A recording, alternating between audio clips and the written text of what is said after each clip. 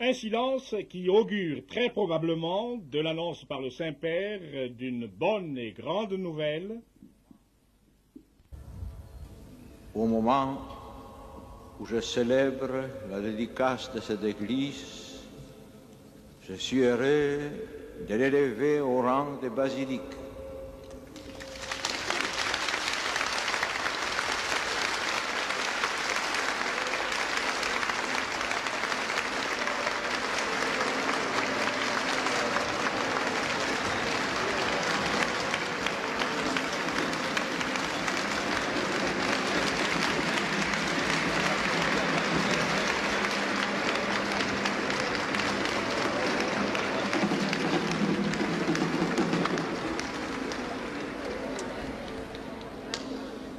Pour la gloire de Dieu, pour l'honneur de Notre-Dame et pour la piété des fidèles qui viendront ici prier et célébrer.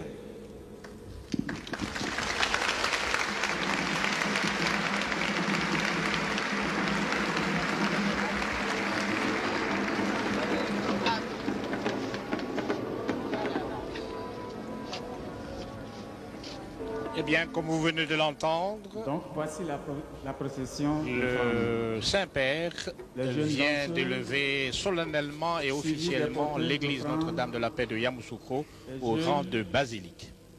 Je vous le disais au début de ce reportage qu'une basilique, appelée encore basilique mineure, est une église, cathédrale ou non, à laquelle le pape, en raison de l'importance pastorale, historique ou artistique du temple, donne ce titre qu'il assimile aux basiliques majeures de Rome, telles que celles de Saint-Pierre du Vatican, Saint-Jean du Latran, Sainte-Marie Majeure et Saint-Paul hors les murs.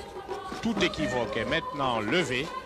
Sa sainteté le pape Jean-Paul II vient de donner le titre de basilique à l'église Notre-Dame de la Paix de Yamoussoukro.